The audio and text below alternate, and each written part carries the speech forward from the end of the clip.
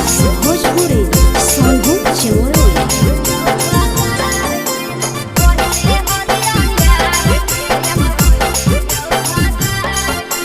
चढ़ल जवानी पर सुन लगे रानी हमर है अधिकार गे। चढ़ल जवानी पर सुन लगे रानी हमर है अधिकार गे। पहले हल यार के अब हो गईले भातार के। पहले हल यार के अब हो गईले भातार के।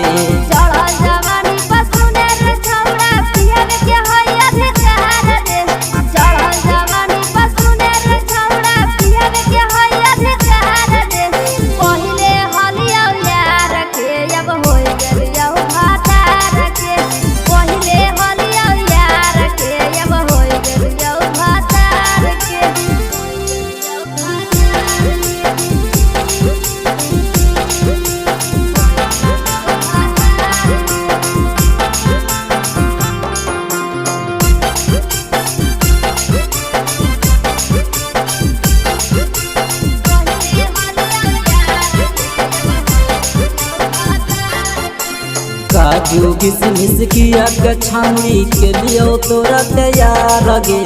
काजू किशमिश किया के छानी के लिए तोरा तैयार गे।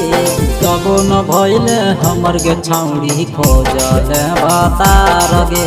तबो न भइल हमर गे छाउरी खोजल भातार गे।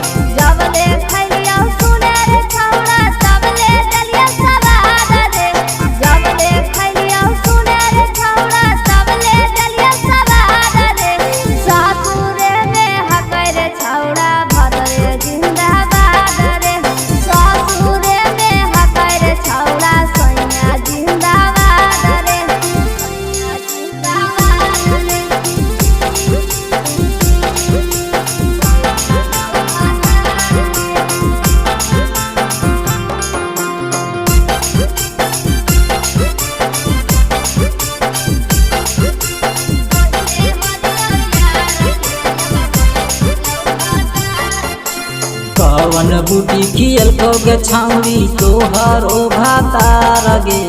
कवन बूटी खियल गे छाउरी तोहर ओ भातार गे।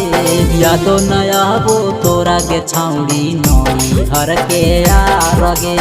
यादो नया वो तोरा गे छाउरी नई हर के यार गे।